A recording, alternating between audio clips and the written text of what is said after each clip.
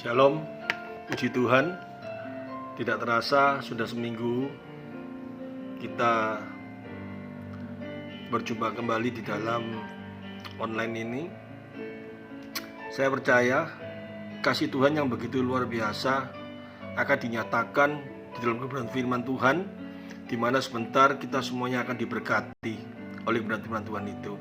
Oleh karena itu, persiapkan hati kita dan kita tundukkan kepala. Tuhan Yesus, terima kasih atas penjagaan-Mu dalam hidup kami.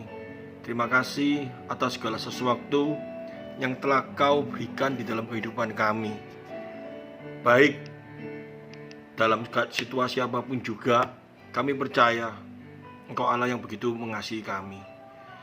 Dan saat ini kami rindu Tuhan untuk mendengarkan firman-Mu, karena kami tahu hanya melalui kekuatan firman-Mu ajalah kami mampu menghadapi situasi apapun juga.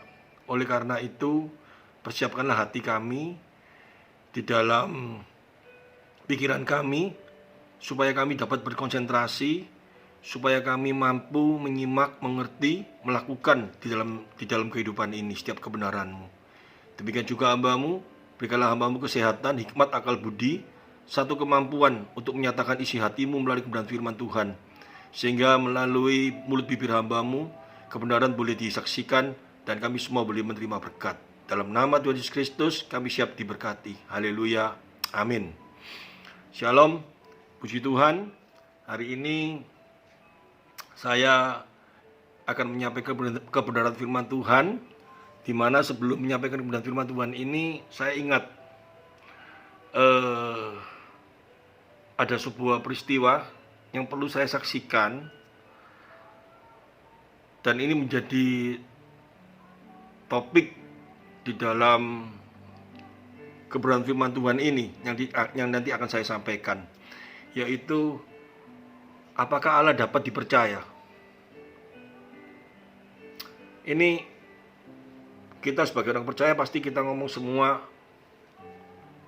saya percaya, pasti Allah dapat dipercaya, amin. Tetapi saya ingin membahas di dalam kebenaran firman Tuhan ini supaya kepercayaan kita ini tidak menjadi sesuatu yang ambigu atau sesuatu yang tidak didasari dengan kebenaran firman Tuhan, tidak didasari dengan mengerti dengan baik. Banyak orang sekali menyampaikan firman Tuhan berbicara cuman kamu percaya. Tapi percaya kepada Allah yang bagaimana? Dan ini ada suatu peristiwa kejadian di mana saya berjumpa dengan seorang ibu. Dia tidak tahu bahwa saya seorang hamba Tuhan. Pada waktu tertentu kami bercakap-cakap dan saya memberitahu bahwa saya seorang hamba Tuhan. Tiba-tiba dia marah dan dia kecewa sekali. Saya lihat sikapnya dia sangat kecewa dan dia berkata, saya tidak percaya sama hamba Tuhan semuanya. Saya kecewa, saya marah, bahkan saya marah sama Tuhan. Dan dia mulai menangis. Dan saya bertanya kepada dia, kenapa seperti itu, Bu?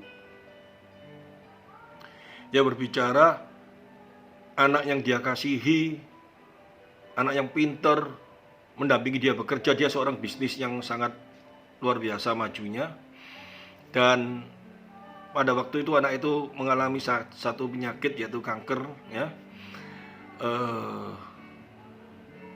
Banyak sekali pendeta-pendeta yang datang ke rumahnya berdoa, dan di sela-sela berdoa pada waktu pulang berkata bahwa nanti Tuhan sembuhkan ibu, harus kuat di dalam iman, percaya saja nanti Tuhan pasti sembuhkan. Dan dia malam itu dia berdoa, dia ngomong, saya percaya bahwa Tuhan sembuhkan. Dan bukan satu pendeta, berapa pendeta yang datang ke rumahnya berdoa demikian. Dan pada akhirnya si anak tetap dipanggil Tuhan. Dia nangis dan dia kecewa dan dia berkata dia tidak mau kenal Tuhan yang begitu jahat, katanya. Anaknya begitu baik melayani Tuhan sebagai seorang pelayan Tuhan yang baik juga, bekerja dengan baik, dan dia salah satu donatur sebuah gereja yang cukup besar, donaturnya juga besar sekali. Tetapi kenapa anak yang dia kasihi kok Tuhan panggil? Dia kecewa sekali, dan dia marah, dan dia akhirnya tidak mau ke gereja. Di saat saya menghadapi situasi yang seperti ini, Tuhan beri saya hikmat, dan saya bisa berkata sama dia,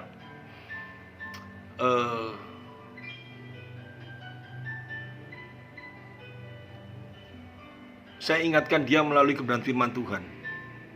Hanya firman Tuhan saja yang akan memampukan seorang itu menjadi bertobat, menjadi menerima pengharapan sesuai dengan kebenaran firman Tuhan yang minggu lalu saya sampaikan. Memang nyata sekali pada waktu saya memberitahu kepada dia, saya buka kitab Wahyu pada waktu itu saya masih ingat bahwa di surga itu ada 7 roh yang memberikan penerangan kepada setiap orang yang ada di sana. Dan 7 roh itu adalah hikmat yang begitu luar biasa yang diberikan bagi setiap orang yang telah dipanggil di surga bersama dengan Tuhan kita. Dan saya kebetulan saya baca kitab Wahyu itu dan saya tahu maknanya itu semua. Dan Tuhan memberikan saya hikmat. Saya berkata, bagi setiap kita yang ditinggalkan orang yang kita kasihi, pasti dalam hati kita merasa merasa kehilangan, satu. Yang kedua, kita kasihan dengan orang yang kita kasihi, karena kita nggak tahu ya posisi situasinya dia di surga.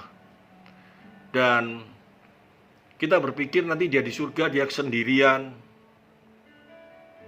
mungkin dia rindu dengan kita, mungkin dia masih belum menikmati, apalagi dia masih muda, belum menikmati kehidupan di dunia ini, dan dia sudah ada di surga. Nanti dia mungkin bisa kecewa atau apa semua. Tetapi melalui pembelajaran kitab Wahyu itu, saya tidak menjelaskan terlalu dalam karena kebenaran firman Tuhan ini singkat.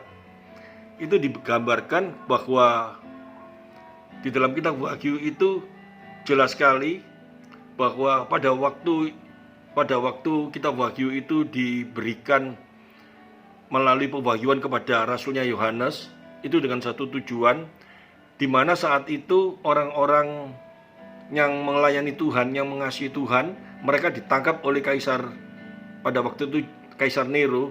Mereka dipenggal kepalanya, mereka dibakar hidup-hidup, dan orang-orang yang ditinggalkan itu gelisah semuanya. Tetapi melalui pewahyuan yang diberikan kepada Yohanes, melalui penglihatan yang Tuhan berikan kepada rasulnya itu, dia melihat orang-orang yang mengalami aniaya dan saat ini sudah di surga. Mereka itu bersuka cita, mereka itu bersama dengan Yesus, dengan Tuhan kita, dan mereka semua mengalami satu sukacita. Hal ini digambarkan sedemikian luar biasanya di dalam kitab Wahyu itu, sehingga orang-orang yang telah meninggalkan dunia ini dan dipanggil di surga, mereka bukan mengalami satu kegelisahan, tetapi bahkan mereka mengalami sukacita yang sangat luar biasa. Mereka diberi hikmat kenapa mereka dipanggil. Mereka diberi hikmat mengapa mereka saat ini sudah ada di surga. Mereka diberi pengertian-pengertian hikmat secara luar biasa, dan mereka tidak mengalami satu kegelisahan yang seperti ada di dunia ini. Saya sampaikan kepada ibu itu seperti itu. Jadi maksudnya kayak apa? Ya, kita yang ada dalam dunia ini terbatas hikmat kita. Kita dalam dunia ini kita tidak memiliki pengertian-pengertian. Kenapa anak saya yang masih muda kok Tuhan panggil? Kenapa dia harusnya menikmati keindahan-keindahan di dunia ini? Tetapi yang saya ingin sampaikan, bahwa Tuhan memanggil seseorang itu dibawa ke surga, bukan mereka itu menghadapi situasi yang tidak enak. Mungkin Tuhan memberikan sebuah solusi yang seperti ini karena Tuhan yang lebih tahu jika hal ini yang terbaik bagi anak ini. Saya jelaskan seperti itu. Saat ini dia di surga mengalami satu sukacita, dan nanti ibu kalau Kalau ibu dipanggil Tuhan, ibu akan bertemu dengan dia dan menerima kekekalan yang sangat luar biasa. Dan sang ibu mulai mukanya ceria, dan dia mulai teringat akan kebenaran firman Tuhan yang diajarkan. Dan saya mulai memberikan satu pengertian-pengertian di dalam pendewasaan mengikut Kristus. Dan akhirnya dia menangis dan dia berjanji mau kembali melayani Tuhan di gereja. Hal ini membuat saya sukacita luar biasa. Hal ini teringat sebelum saya akan menyampaikan kebenaran firman Tuhan hari ini. Karena banyak orang yang sudah mengaku bahwa dirinya sebagai orang percaya.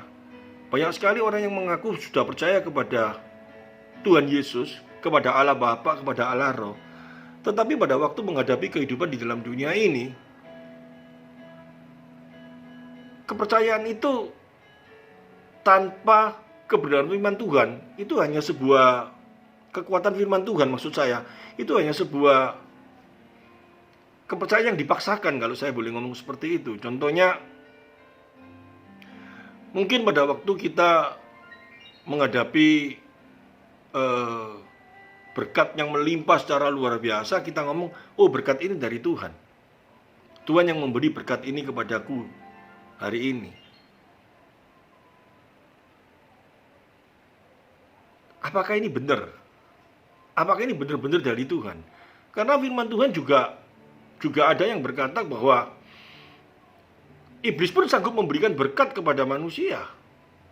Bahkan Tuhan Yesus pada waktu menghadapi pencobaan, iblis memberikan pencobaan kepada Tuhan Yesus. Dia perlihatkan seluruh dunia ini, dan dia mencobai Tuhan Yesus, akan diberikan semua apa yang ada dalam dunia ini. Berarti iblis sanggup memberikan kekayaan-kekayaan berkat yang ada dalam dunia ini. Sehingga kalau kita berkata bahwa berkat ini datangnya dari Allah, sedangkan kita perolehnya itu dengan cara-cara yang tidak sesuai dengan kebenaran, terus kita ngomong ini berkat dari Allah. Apakah ini sebuah kebenaran? Apakah ini sebuah benar-benar kita berbicara bahwa ini berkat dari Allah? Jangan-jangan berkat ini dari setan. Atau kesembuhan-kesembuhan yang terjadi dalam kehidupan kita, kita ngomong, oh Tuhan sembuhkan. Tapi pada waktu kita mengalami sakit, kita bicara, oh Tuhan yang memberi sakit. Atau seperti itu juga. Ini menjadi sesuatu yang sangat membingungkan di dalam kehidupan ini. Dan kita mulai bingung kepada Allah yang kita sembah. Allah ini bagaimana di dalam kehidupan ini memberikan berkat-berkatnya dalam kehidupan kita. Apa yang karunia yang Allah berikan kepada kita? Anugerah apa yang Tuhan berikan kepada kita? Supaya kita ini memiliki damai sejahtera. Kalau kita berbicara segala sesuatu dari Allah, ya, segala sesuatu Allah yang menentukan atau predestinasi. Saya pun percaya tentang predestinasi 100%, bahwa segala sesuatu Allah tentukan karena Dia yang berdaulat, Dia yang berkuasa. Jadi tidak ada dari segala sesuatu yang tidak Dia tentukan. Tetapi saya pun juga mulai berpikir,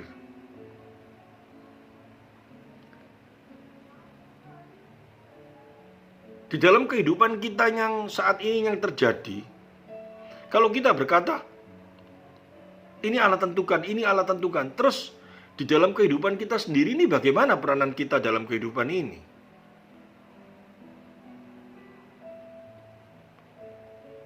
Allah menentukan atau Allah memberikan pilihan dalam kehidupan kita?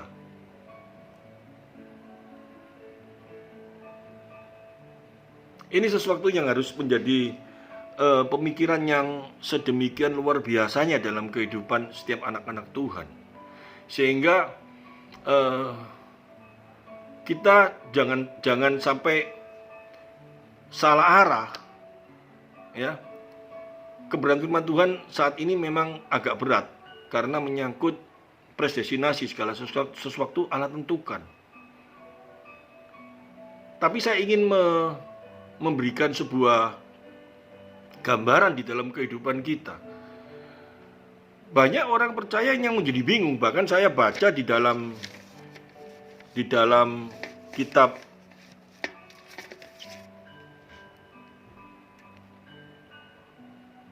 Yeremia pasal 12 ayat 1 dan 2. Ya, Yeremia pasal 12 ayat 1 dan 2. Engkau memang benar ya Tuhan, bila mana aku berbantah dengan engkau, tetapi aku mau berbicara dengan engkau tentang keadilan. Mengapakah mujur orang-orang fasik, sentosa semua orang-orang yang berlaku tidak setia? Engkau membuat mereka tumbuh dan mereka pun juga berakar. Mereka tumbuh subur dan menghasilkan buah juga. Memang selalu engkau di mulut mereka, tetapi jauh dari hati mereka. Ini sang nabi ini kebingungan. Dia berkata kepada Allah, bagaimana sih kamu ini Allah? Karena kalau kita melihat situasi-situasi dalam kehidupan kita, kita memang seringkali mengalami kebingungan.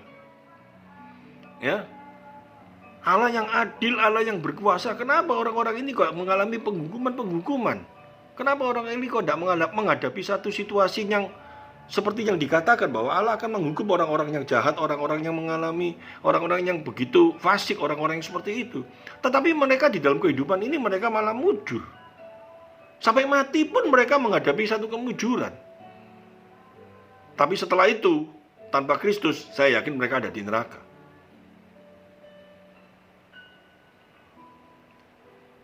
Hal ini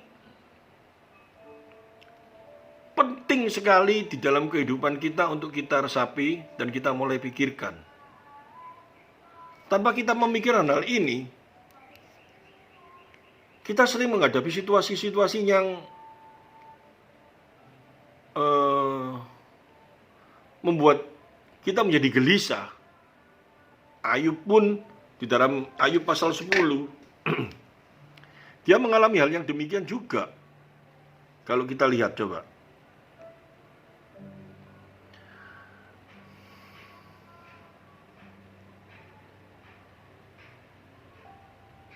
Ayub pasal yang ke-10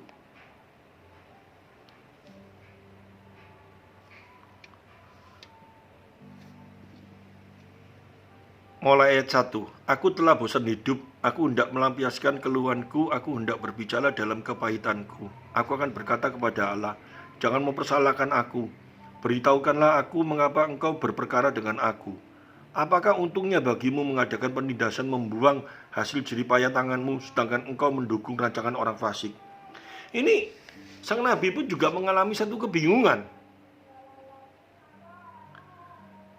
Dan hal ini sebetulnya bukan terjadi di dalam kehidupan para nabi itu, Ayub maupun tadi Yeremia. Sebenarnya dalam kehidupan kita pun banyak sekali menghadapi hal yang demikian, cuman kita tidak berani mengaku. Ya, kita tidak berani mengaku. Kita melihat kehidupan kita melihat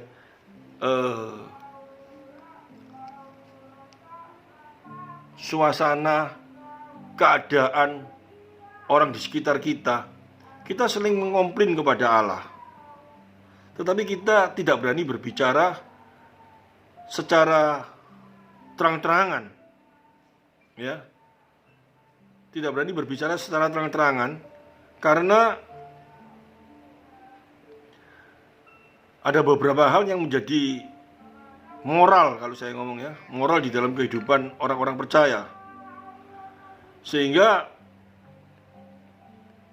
untuk berbicara terang-terangan yang terjadi seperti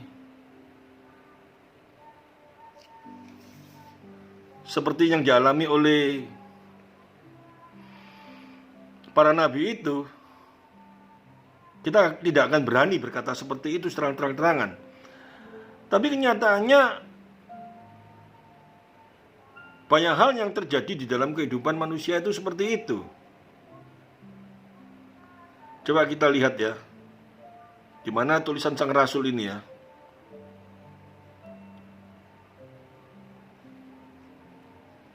Sang rasul ini menulis di dalam 1 Korintus pasal 15. Ayatnya saya lihatkan ya, saya cari ya.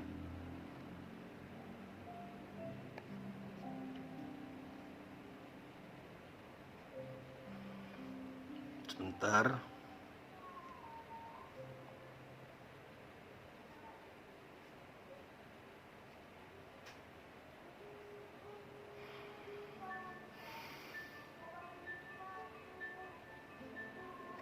Ini.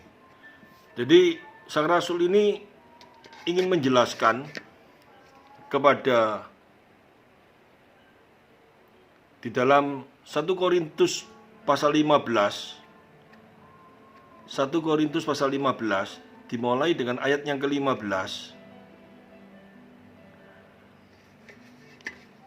Lebih daripada itu, kami ternyata berdusta terhadap Allah karena tentang Dia kami katakan bahwa Ia telah membangkitkan Kristus, padahal Ia tidak membangkitkannya kalau andai kata benar bahwa orang mati tidak bangkit. Sebab jika benar orang mati tidak dibangkitkan, maka Kristus juga dibangkitkan. Dan jika Kristus tidak dibangkitkan, maka sia-sialah kepercayaan kamu dan kamu masih hidup dalam dosamu. Demikian binasa juga orang-orang yang mati dalam Kristus. Jikalau kita, nah ini kata kuncinya ya. Jikalau kita hanya dalam hidup ini saja menaruh pengharapan pada Kristus, maka kita adalah orang-orang yang paling malang dari segala manusia. Hal ini sangat penting sekali karena sekarang banyak sekali hamba-hamba Tuhan menekankan tentang arti percaya dengan satu pengertian yang salah. Seolah-olah Tuhan Yesus itu adalah juru penolong di dalam kehidupan kita. Ini saya berbicaranya pelan-pelan karena saya sangat hati-hati. Karena memang Dia adalah penolong kita, ya, penolong kita. Dia tabib yang ajaib. Dia sumber dari segala berkat kita. Dia memberi hikmat kepada kita. Dia segala sesuatu yang dalam hidup kita. Tapi jangan sampai kita kejebak di dalam pengertian-pengertian iman yang sangat bayi. Ya, kalau saya ngomong sangat bayi, hendaknya kita bukan memiliki pandangan hanya sampai di situ saja. Saya khawatir jika diajarkan di dalam kehidupan kita beribadah dan kita mendengarkan kebenaran firman Tuhan, ditekankan bahwa Tuhan Yesus itu adalah seorang dokter yang ajaib, dokter yang sanggup menyembuhkan segala penyakit kita. Dan kita berharap sama Dia di dalam kehidupan kita saat ini. Seperti tertulis di dalam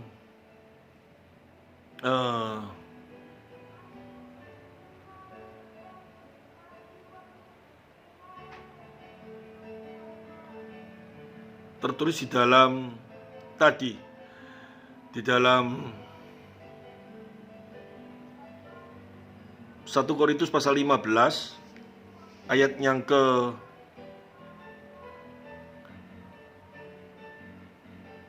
19. Jikalau kita hanya dalam hidup ini saja menaruh pengharapan pada Kristus, maka kita adalah orang yang paling malang dari segala manusia. Kenapa seperti itu? Seperti kesaksian yang tadi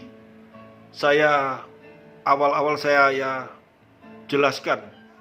Jika dalam kehidupan ini pandangan kita, iman kita kepada Kristus hanya terbatas untuk kepentingan hidup yang ada di dalam dunia ini saja. Misalkan kita sakit, kita berharap Tuhan sembuhkan. Memang kita berharap Tuhan sembuhkan. Tetapi di dalam pengertian teologi yang benar, memandang Allah yang benar, mengerti Allah yang benar, jangan sampai kita hanya iman kita kepada Dia, hanya pengharapan kita saat ada di dalam dunia ini saja. Masakah iman kita hanya berfokus kepada masalah-masalah yang ada di dalam kehidupan saat ini saja? Jika iman kita hanya sebatas kehidupan ini saja, maka disatakan di dalam 1 Korintus pasal 15 ayat yang ke-19 ini, jikalau kita hanya dalam hidup ini saja menaruh pengharapan atau iman pada Kristus, maka kita adalah orang-orang yang paling malang dari segala manusia. Kita akan kecewa. Kita akan mengalami satu kegelisahan yang tidak pernah berhenti dalam kehidupan kita. Tuhan Yesus berkata, jangan kau khawatir menghadapi hidup ini. Percayalah kepadaku.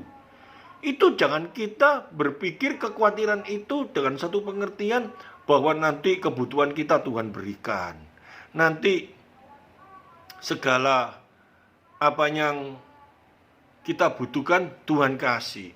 Kesehatan kita yang mengalami kesakitan Tuhan sembuhkan. Amin.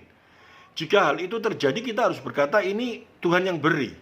Tetapi jika hal itu tidak terjadi di dalam kehidupan kita, sampai dengan seperti sang rasul, ya, di dalam kehidupan saat dia masih hidup dalam dunia, dia pengikut Kristus dan pada akhirnya dia kepalanya harus putus. Pada waktu dia mengalami penghukuman, dan saya yakin di saat dia mau dipotong kepalanya, dia tidak pernah kecewa kepada Tuhan Yesus. Seperti juga pada waktu saya pernah sampaikan khotbah-khotbah yang lalu, Sadrak, Mesak, Abednego, dia berkata pada waktu itu, Allahku sanggup menolong aku dari bara api ini. Tetapi jika Allahku, ya, tidak menolong aku atau membiarkan aku sampai aku pun mati di dalam dapur api, aku tidak akan kecewa kepada dia. Itu harusnya menjadi iman yang benar di dalam kehidupan kita. Itu menjadi satu kepercayaan yang benar. Percaya itu bukan satu senjata untuk menodong Allah supaya keinginan kita, kehendak kita itu terlaksana terjadi. Nah, ini banyak sekali orang yang salah malahan. Dengan iman, kalau kamu memang betul-betul percaya dengan sungguh-sungguh, nanti Tuhan kasih. Ini satu hal yang sangat-sangat membahayakan di dalam kehidupan anak-anak Tuhan saat ini. Hendaknya engkau dewasa di dalam iman. Hendaknya kita makin hari makin memiliki iman yang dewasa di dalam Dia. Karena kalau hendak disebutkan di dalam 1 Korintus pasal 15 ini, ayat yang ke-19, kita adalah orang-orang yang paling malang dari segala manusia. Kalau pengharapan kita hanya kepada Kristus, hanya sebatas di dalam kehidupan dunia ini. Hendaknya ini menjadi satu pengertian iman yang benar. Hendaknya ini menjadi satu pengajaran yang harus kita berikan kepada anak-anak Tuhan saat ini. Memang di dalam kehidupan kita percaya segala sesuatu ada di dalam kuasanya. Memang di dalam kehidupan kita saat ini segala sesuatu Tuhan tentukan. Pengertian Allah turut bekerja dalam segala hal mendatangkan kebaikan. Jangan kita berpikir bahwa kalau saat ini kita mengalami satu kesengsaraan, itu bukan segala sesuatu yang Tuhan nyatakan dalam kehidupan kita. Pengertian-pengertian iman yang benar harus disertakan dalam kehidupan kita. Sehingga sang rasul ini menekankan secara luar biasa di dalam 1 Korintus pasal 15 ini. Karena apa? Dia mulai berkata di dalam 1 Korintus pasal 15 ayat 12. Jadi bila mana kami beritakan bahwa Kristus dibangkitkan dari antara orang mati, bagaimana mungkin ada di antara kamu yang mengatakan bahwa tidak ada kebangkitan orang mati? Ini dia berdebat dengan orang yang menyatakan bahwa tidak ada kebangkitan orang mati. Kalau tidak ada kebangkitan orang mati, maka Kristus juga tidak dibangkitkan. Ini dia berbicara dengan orang-orang yang tidak percaya tentang kebangkitan. Tetapi andai kata Kristus tidak dibangkitkan, maka sia-sialah pemberitaan kami dan sia-sialah juga kepercayaan kamu. Pasti ini, ya. Lebih daripada itu, kami ternyata berdusta terhadap Allah karena tentang Dia kami katakan bahwa Ia telah membangkitkan Kristus, padahal Ia tidak dibangkitkan. Kalau andai kata benar bahwa orang mati tidak dibangkitkan, kalau memang benar kalau orang mati tidak dibangkitkan, tapi nyatanya Kristus bangkit, ya. Sebab jika benar orang mati tidak dibangkitkan, maka Kristus juga tidak dibangkitkan. Ini dia ingin mengatakan bahwa besok kita semua akan mengalami kebangkitan yang seperti Kristus telah alami, dia yang sulung, ya. Dan jika Kristus tidak dibangkitkan, maka sia-sialah kepercayaan kamu dan kamu masih hidup di dalam dosamu. Kebangkitan Kristus itu menandakan satu kemenangan bagi setiap orang percaya. Demikian binasalah juga orang-orang yang mati di dalam Kristus. Sia-sia kematian kita jika kita percaya kalau Kristus tidak dibangkitkan. Dan ini dia menekankan dalam ayat 19 yang sangat luar biasa. Jikalau kita hanya dalam hidup ini saja menaruh pengharapan pada Kristus, ini ada satu penekanan yang sangat luar biasa. Ya, saya tekankan lagi, maka kita adalah orang yang paling malang dari segala manusia. Ini dia mulai berbicara di dalam kedewasaan iman kita, bahwa kita mengiring Kristus itu memang, saya ulangi, di dalam kehidupan kita saat ini, kita menaruh sepenuhnya di dalam kuasanya. Kita bekerja, kita percaya di dalam lindungannya. Kita mengalami kesakitan, kita percaya di dalam kasih-Nya Dia akan menyembuhkan kita.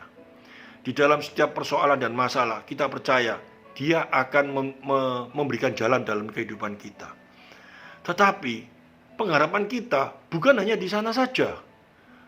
Ya, kalau kita hanya berharap kepada Tuhan sampai di sana saja iman kita, maka kita akan mengalami kecewaan. Karena mungkin Tuhan izinkan hal itu tidak terjadi dalam kehidupan kita. Seperti sang Rasul Paulus sendiri mengalami. Dia ingin supaya duri dalam daging Tuhan sembuhkan, Tuhan ambil. Tetapi Tuhan tidak mau mengambil. Karena ada satu tujuan yang ingin Tuhan nyatakan dalam dirinya. Melalui sakit penyakit itu, dia makin merasakan kasih karunia melimpah dalam hidupnya. Hal ini hendaknya menjadi satu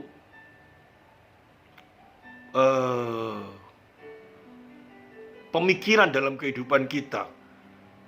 Saya ingin tambahkan, Roh Kudus diberikan bagi kita di dalam kehidupan ini dengan satu tujuan. Selain dia menegur, seperti yang kemarin saya sampaikan, selain dia menghibur, selain dia mengingatkan, ada satu hal yang sangat luar biasa. Dia yang menyingkapkan siapa itu Allah dalam kehidupan kita. Secara perlahan-lahan melalui kebenaran firman-Nya. Makin hari kita makin dewasa karena penguasaan yang Dia berikan dalam kehidupan kita. Dan tanda kita mengasihi Allah, ya, ada satu kegelisahan di mana setiap hari terjadi dalam kehidupan kita. Kegelisahan yang terjadi karena apa? Bukan karena kekhawatiran menghadapi kehidupan ini. Kegelisahan jika kita tidak mengenal Dia. Kegelisahan hati kita makin hari makin rindu untuk supaya makin mengenal Dia dengan baik. Itu tanda kita mengasihi Dia. Itu tanda iman kita makin dewasa. Ya. Allah, bagaimana Engkau dalam hidupku? Allah, bagaimana Kau mengasihi aku? Allah, itu terus terjadi dalam kehidupan kita. Makin hari kita makin mengenal Dia. Makin hari kita bisa melihat Dia yang seperti terjadi dalam kehidupan Ayub. Dulu dia mendengar, sekarang dia bisa melihat Allah. Itu karena melalui pergumulan-pergumulan yang terjadi dalam kehidupannya. Dan semuanya itu seizin Allah. Hal ini hendaknya menjadi satu kedewasaan di dalam iman kita. Makin hari kita hendaknya makin mengenal Dia lebih baik. Saya percaya melalui kebenaran firman Tuhan yang singkat ini, iman kita makin didewasakan. Jadi di dalam kehidupan kita saat ini, kita memang menaruh pengharapan kepada Dia. Tetapi iman kita bukan hanya sampai di sana saja. Pengharapan kita di dalam kehidupan yang kekal. Pengharapan kita sepenuhnya di dalam kehidupan kita sampai selama-lamanya di dalam kehidupan ini kita serahkan di dalam kuasa-Nya. Sehingga kita tidak akan merasa kecewa, tetapi kita makin hari makin mengasihi Dia. Amin firman Tuhan. Mari kita tundukkan kepala. Terima kasih Tuhan Yesus. Hari ini Kau makin mendewasakan kami. Di mana hari-hari yang lalu pengharapan kami hanya sebatas di dalam kehidupan ini. Kami mengasihi Engkau, kami taat, kami setia, karena kami menginginkan di dalam kehidupan ini Kau memenuhi segala kebutuhan kami. Dan melalui kebenaran firman ini Kau ingin menegur setiap kami. Jika pengharapan kami hanya di dalam kehidupan ini, kami memang sering mengalami pasang surut di dalam kerohanian kami. Saat keinginan kami tidak tercapai, kami mulai goyah. Saat keinginan kami tercapai, kami bersuka cita. Hendaknya hal ini tidak boleh terjadi dalam kehidupan kami. Tuhan tolong kami, Tuhan ingatkan kami, supaya pengharapan kami bukan hanya sebatas di dalam kehidupan ini saja. Hendaknya pengharapan kami makin hari, makin boleh disempurnakan di dalam Engkau. Sehingga kami makin hari bukan menjadi kecewa, tetapi makin hari makin bersuka cita mengiringi Engkau. Terima kasih Tuhan Yesus, terpujilah namamu. Haleluya. Amin.